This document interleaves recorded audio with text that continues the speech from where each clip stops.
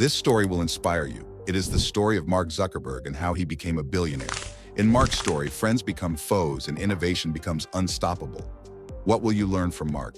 Let's dive in. Don't forget to subscribe. And if you want the same number in your bank account as Mark, and let us know who you want to see next time at Who Is.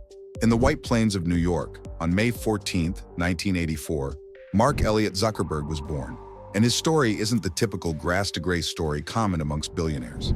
Mark was born into a well-educated family and lived a comfortable life right from birth. Zuckerberg's father, Edward Zuckerberg, ran a dental practice from an office attached to the family's home. Karen Zuckerberg, his mother, worked as a psychiatrist. The couple had 4 children, with Mark Zuckerberg being the first, Randy the second, Donna and Ariel. From an early age, Zuckerberg's interest in computers was great, and by the age of 12, he developed his first messaging program, which he named ZuckNet, and his father was his first subscriber. Zuckerberg used the program in his dental office as a means of communication between the staff. The family also used ZuckNet to communicate within themselves. The program tested Zuckerberg, and he had to constantly write, debug, and improve messaging programs from a very young age. This set a grand stage for his future, and we'll get to that soon. Zuckerberg attended the Phillips Exeter Academy in New Hampshire, an exclusive preparatory school. While in school, picked up fencing and became the captain of the school team. Before young Zuckerberg graduated from high school, he had gotten several job offers from companies like AOL and Microsoft. Mark's skill continued to grow, and by the time Zuckerberg began his classes at Harvard in 2002, many had already known him as the go-to guy for everything computer. At Harvard, he studied psychology and computer science. Keep in mind that Zuckerberg had created multiple computer programs by his second year in Harvard. He later invented FaceMash, the program that compared pictures of 2 students on campus, allowing other users to vote for the most attractive. The school administration soon shut it down for being inappropriate. Then something happened. 3 Harvard students sought Zuckerberg out to work on Harvard Connection with them, a dating site for the Harvard elite. And although he agreed to help with the project, he soon dropped out to work on his social networking site, Facebook. With the aid of his friends Dustin Moskovitz, Chris Hughes, and Eduardo Saverin, Zuckerberg created Facebook, then known as the Facebook. In the early 2000s, Mark Zuckerberg, along with his friends Dustin Moskovitz, Chris Hughes, and Eduardo Saverin, began the Facebook phenomenon right out of their Harvard dorm room. It was a hit, as it offered users the chance to craft their online personas, share photos, and mingle with others over the internet. Fast forward to 2004, Zuckerberg decided to take the ultimate risk and the craziest thing. What did he do? He dropped out of college and moved Facebook out of their dorm room to sunny Palo Alto, California. This decision profited him massively. By the year's end, Facebook users had grown and boasted a whopping 1 million users. Things kicked into high gear in 2005 when Zuckerberg caught the attention of venture capital bigwigs, Accel Partners. With a hefty investment of $12.7 million, the platform, initially exclusive to the Ivy League crowd, expanded its reach to other colleges, high schools, and even international institutions. By December, Facebook users had soared to over 5.5 million users.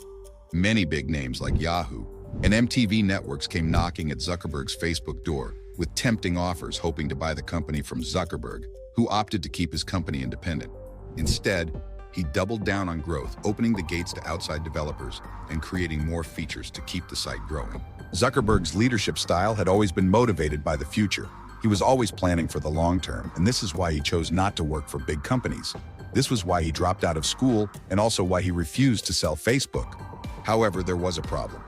Zuckerberg's vision for Facebook was unclear for a while. This led many to doubt his leadership and his ability to steer Facebook toward its great potential.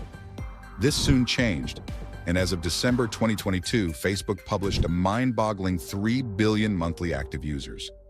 By October of 2023, Facebook was ranked the 3rd most visited website in the world, with 22.56% of traffic coming from the USA. It was also the most downloaded mobile app of the 2010s. Just like that, the legacy of Facebook is cemented. Zuckerberg, in a move to further cement Facebook's status, acquired Instagram for $1 billion in 2012 and soon morphed the image-sharing app into an extension of Facebook. He also bought WhatsApp in 2014, a purchase many deemed to be Facebook's greatest acquisition. And with great acquisition comes great controversies. Mark Zuckerberg is one of the most controversial billionaires in the world. Remember, the 3 Harvard students sought Zuckerberg out to work on Harvard connection with them. They were the cause of Zuckerberg's first public controversy. They sued him back in 2004. They claimed he failed to honor a contract between them that stated that he would build Harvard Connect with them. A lawsuit was dismissed but refiled in 2007.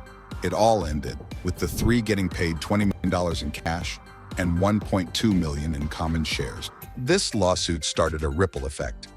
In 2005, Eduardo Saverin, who is a co-founder of Facebook, sued Zuckerberg on the claims that Zuckerberg had illegally spent his money on personal expenses.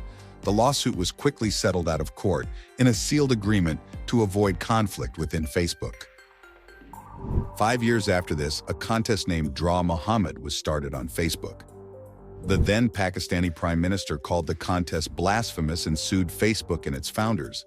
This resulted in the temporal ban of Facebook in Pakistan until the contest was stopped and removed from Facebook. In June 2010, Paul Cheglia shook things up by suing Zuckerberg, alleging he owned a whopping 84% of Facebook.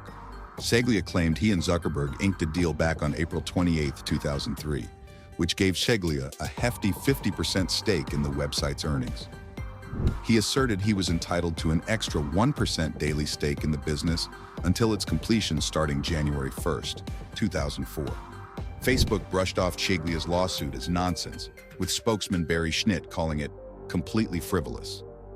Then, on October 26, 2012, Cheglia was arrested on charges of mail and wire fraud.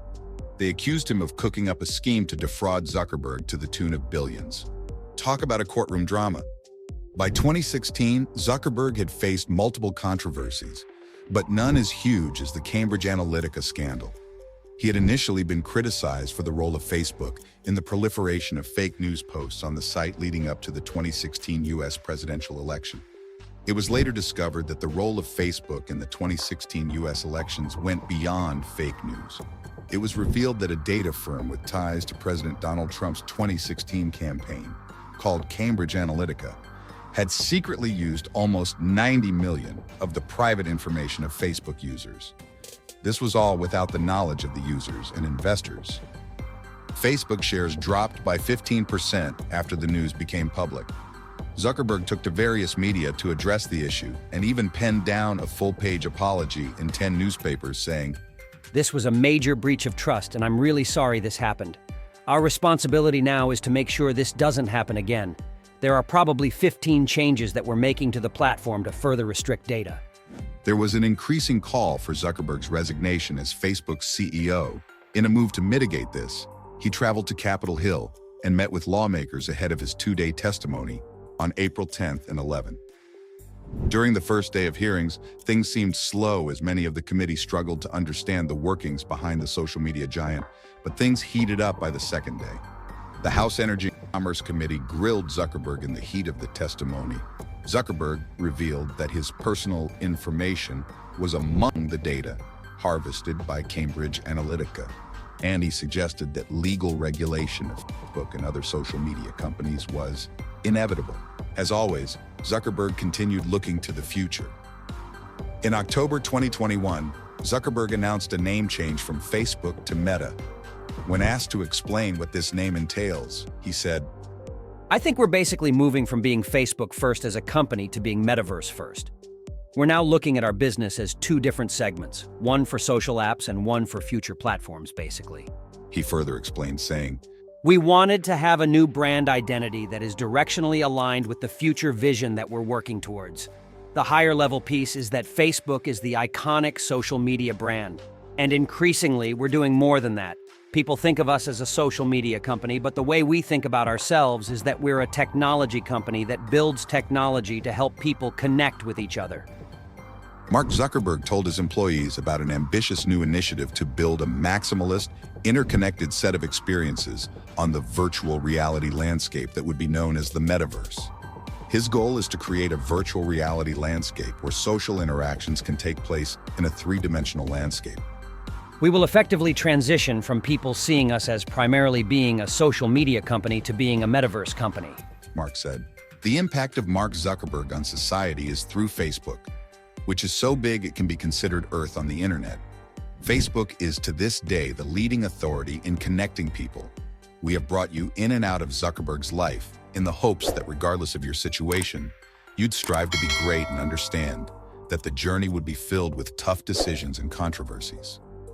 Thank you for watching our channel. Kindly subscribe for more videos like this.